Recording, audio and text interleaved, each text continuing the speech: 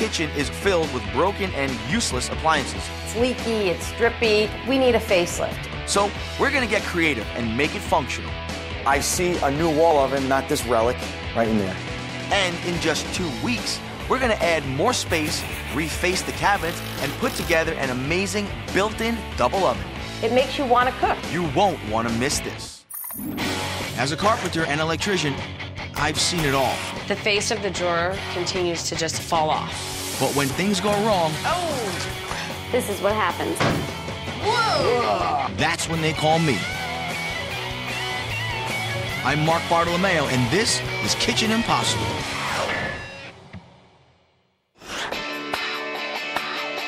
Rob and Karen have lived in their house for 22 years, and over those years, nothing has changed in the kitchen except for one thing.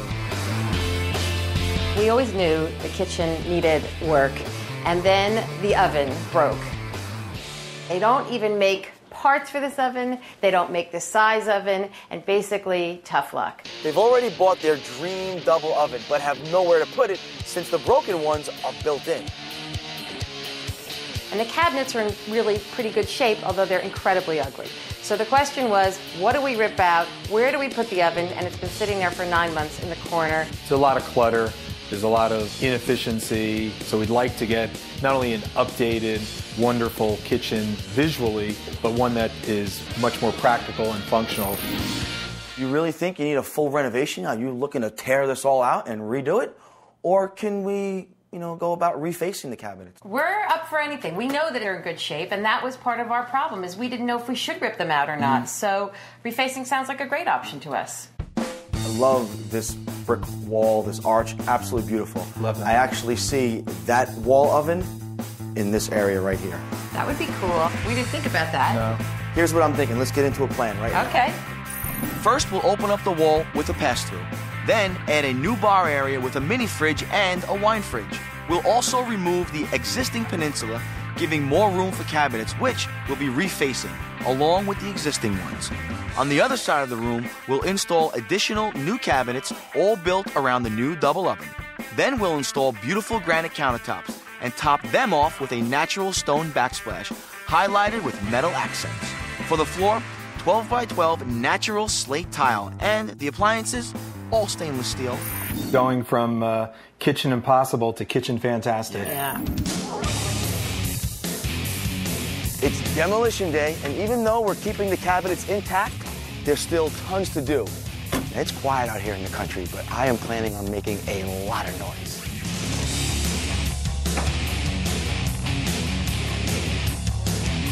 I figured the best way to remove the countertop without damaging the cabinets is to start breaking the backsplash. So can I start? You can, but moderately crazy, please. Moderately Don't make more crazy? work for us. Buddy, I'm psyched. Because it was the last thing that was installed, it's sitting on top of the countertops, therefore pinching down. So once we go to pry up the countertops, we would really run the risk of cracking the wood in the back of the cabinets. We don't want that to happen. These composite countertops are attached to the cabinets with an acrylic adhesive.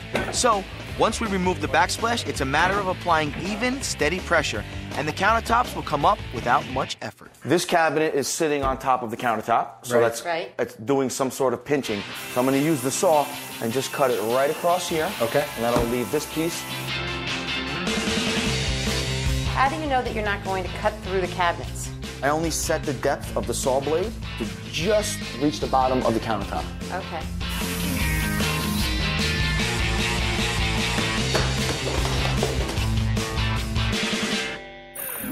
All right, it's time for the wall to come down. Dave's getting a jump. What he's doing, he's cutting between the crown molding and the ceiling so that once we pull this wall down, we do not disturb the ceiling. We're going to leave the drywall intact. Because the more work we make for ourselves, the longer it's going to take this renovation to get finished.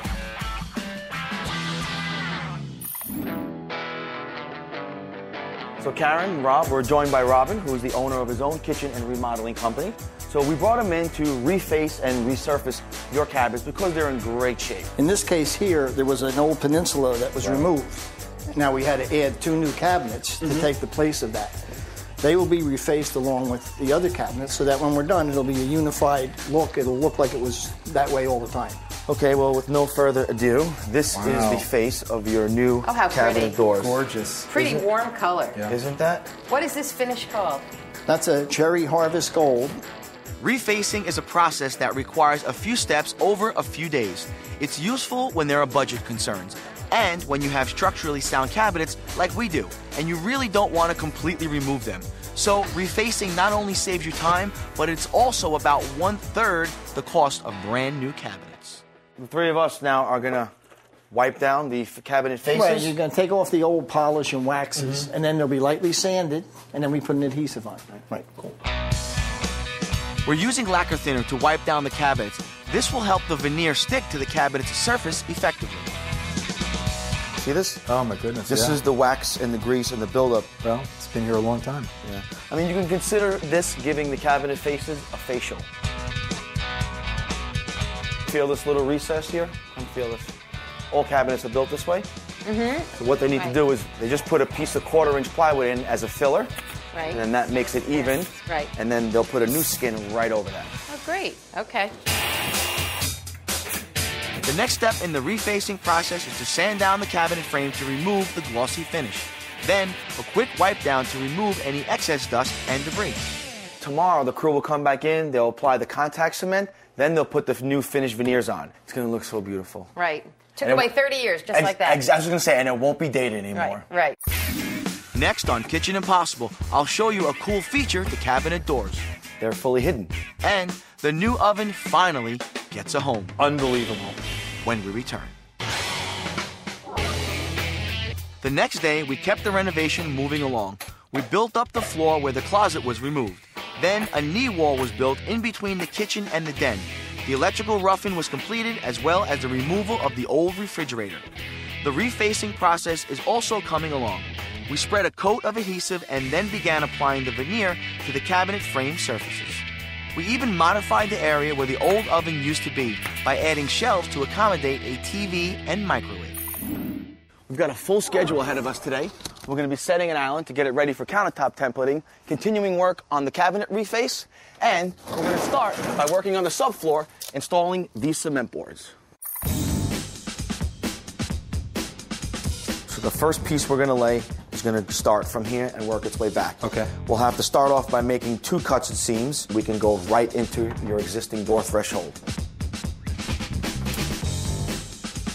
And when we place these boards down, do we work from the middle of the room towards the sides? We're going to work in rows. Okay. Once this row is in, Right. the next piece, and we're going to be staggering all the joints. Okay.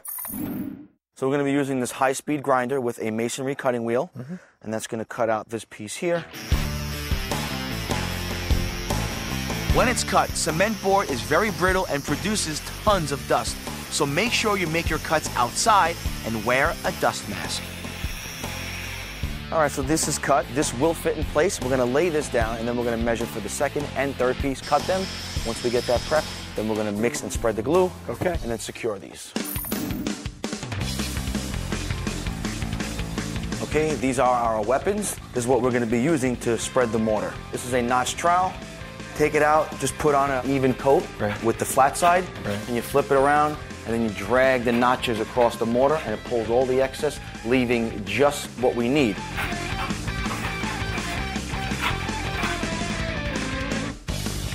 And to finish securing our cement board, we're using a pneumatic nailer which uses zinc nails.